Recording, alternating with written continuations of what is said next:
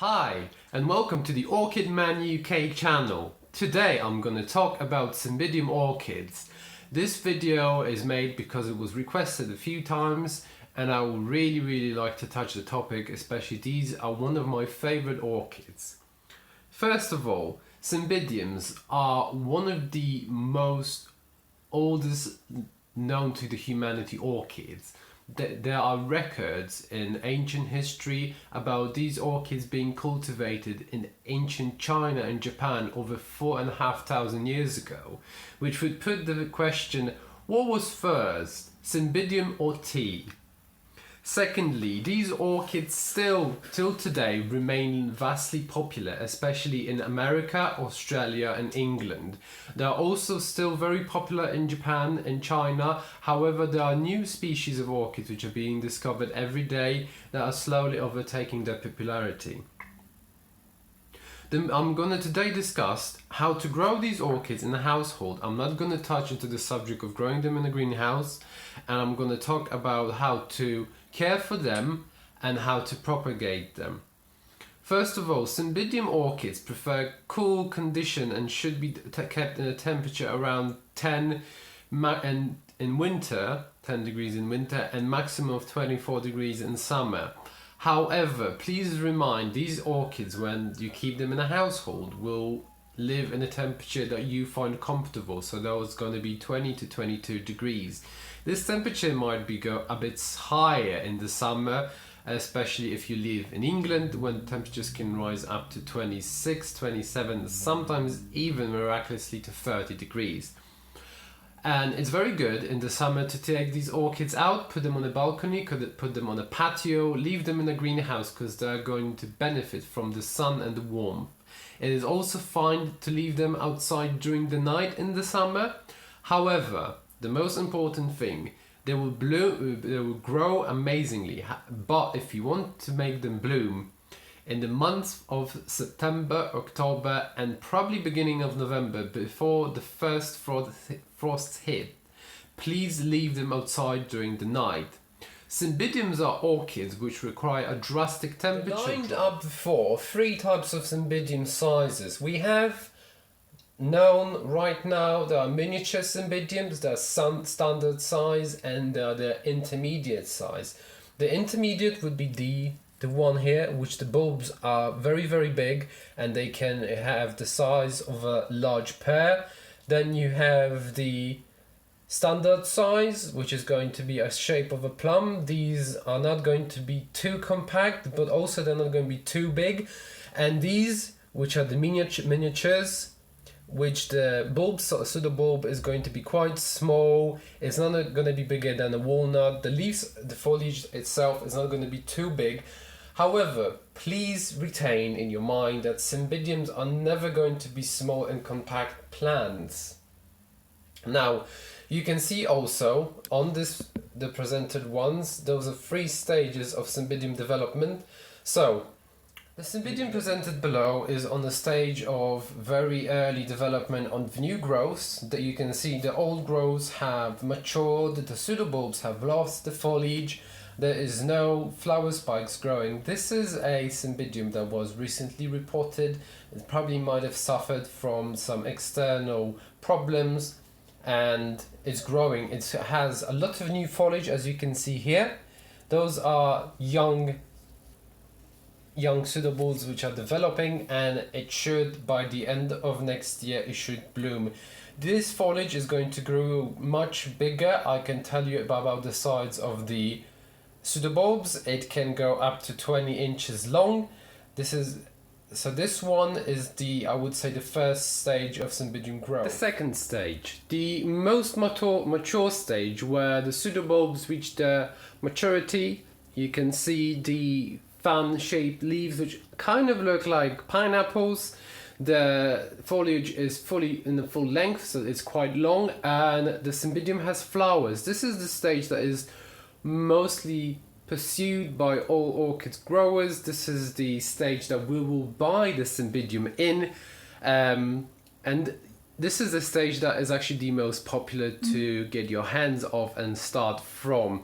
If you're interested in buying a Cymbidium, be prepared though Depends on the country and the region you are in, and depending also from the color and the species or the hybrid itself, the prices can start from £10 even to £180.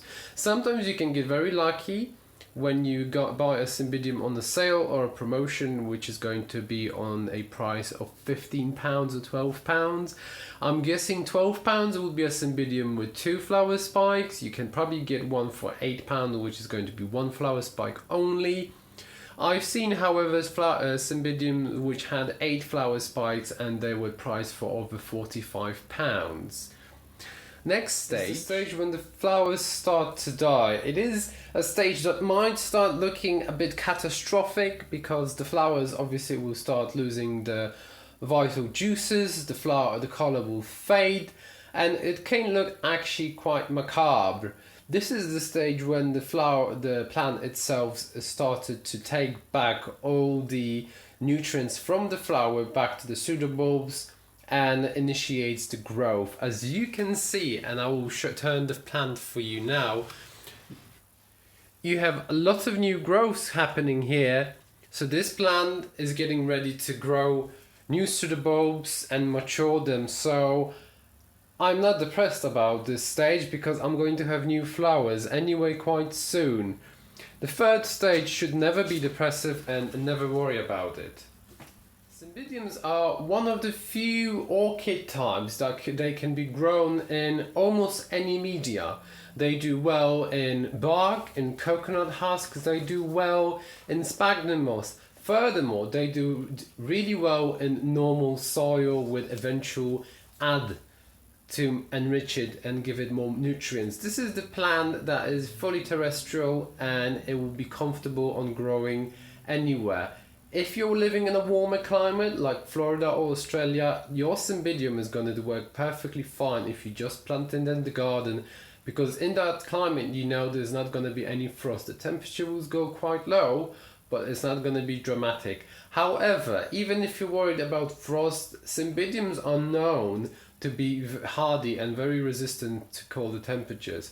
I read online on many occasions that people who were growing them in their backyards and only experience a day or two of temperatures down to -2 or -4 had those plants and they didn't suffer any damage. Now, Cymbidiums like the watering because those plants obviously have a lot of foliage. The root system is an absolute huge bulb of roots. They like the water and they are also very strong. Fertilized with a feed that has a high level of potassium and nitrogen. Now, if they're in growth, I would fertilize them also because they require a lot of nutrients to grow strong. Also, and during the bloom, I wouldn't do it every other week. I would actually do it 3 weeks out of 4 in the month. Finish this video with 2 things. First, I will show you the difference between a flower spike and a new growth, and then I'm going to talk about how to propagate your Cymbidium by old pseudobulbs. First of all, I am going to talk about the difference between a flower spike and a new growth because this is something that I've seen and read many times online. People asking question, is this a flower spike or is this a new growth? And everyone is very hopeful. Well, if you can see on the zoom in here, this small nubbing here is a new growth. This small nubbing is going to be pyramidal shaped and you will probably notice quite quickly it looks like a spear. Therefore, this is a new growth, and this growth is going to come from underneath the pseudobulb. This big chunky thing here, obviously this is a flower spike. This flower spike you will notice because it's not going to be pyramidal shaped, it's not going to be sharp, it's going to be round. And it's going to come from inside, as you can probably see here when I turn this around. This flower spike comes from between the leaves. So this is how it's going to look. As long as you keep it cold during the evenings and in the night, these are going to develop. Remember that when the flower spikes start developing, you should not cut the period of cooling down during the night and shocking into warmth during the day, because if you do so, those flower spikes can abort quite quickly and they will dry out and die. So don't change anything in your schedule of taking it out, bringing it back. At least wait till the flower spikes are at least 6 or 7 inches long and you can see the flower buds forming. If you see any changes or something wrong happening, I would still resume and take it out at least twice a week to the cold. I still do it even with my flowers fully developed, and also because I want the flower spike to grow and bloom again. Propagation, and you've noticed probably something happened to your Cymbidium and it might be dying, but you still have the old pseudobulbs. Please do not despair. Or if a friend of yours is offering a pseudobulb to you, also don't feel confused. Cymbidiums are one of the types of orchids that if you have an old pseudobulb and the bottom with the growth eyes is undamaged, if you place it in a moist surrounding, say in a pot with a bit of bark which is moist constantly, or sphagnum moss, within the next 2 or 3 months you will notice a new growth. This new growth will quickly develop roots and it's going to have its own root system quite soon. However, remember, you do require patience when regrowing Cymbidium from pseudobulbs, as it might take at least 2 or 3 years for it to finally to rebloom. Anyway, I hope you enjoyed this video, and it's going to be the first of those type of video. I'm going to try and make them a bit more extensive in the future. If you like this, please press the like button. If you have something to say, put it in the comment section below and subscribe to my channel. Thank you very much and I'll see you soon. Bye bye.